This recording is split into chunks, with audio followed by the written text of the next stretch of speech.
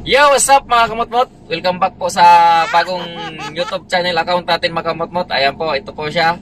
Ayan, kasi po nagkaroon po ng violation yung YouTube channel ko po account.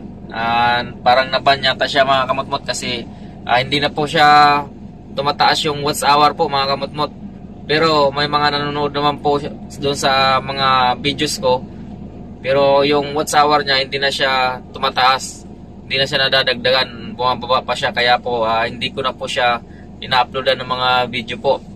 Dito na po tayo mag-upload sa bagong YouTube channel account ko mga kamutmot, itong ginawa ko po na ito. Doon po sa sa luma kong YouTube account po, maraming salamat po doon sa mga nag-subscribe. Nasa 1.5 na tayo din mga kamutmot. Tapos yung watch hour nung hindi pa siya na ban mga kamotmot, nakalahati na siya, kalahati na sa 4,000 watch hour mga kamotmot. So sana monetize na sana tayo doon mga kamotmot, kaso naban. Ayan, okay lang po yun mga kamotmot, wala ganun po talaga. Ayan, sana po dito mamonetize tayo mga kamotmot. Wait for it. Here it comes.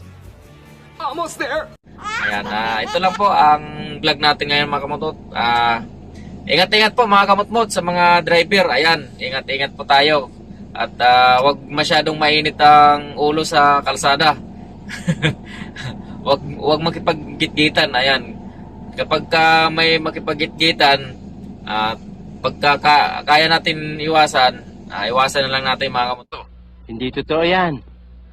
Bola lang yan. Kaya natin iwasan, iwasan na lang natin mga kamutmot, huwag na natin patulan.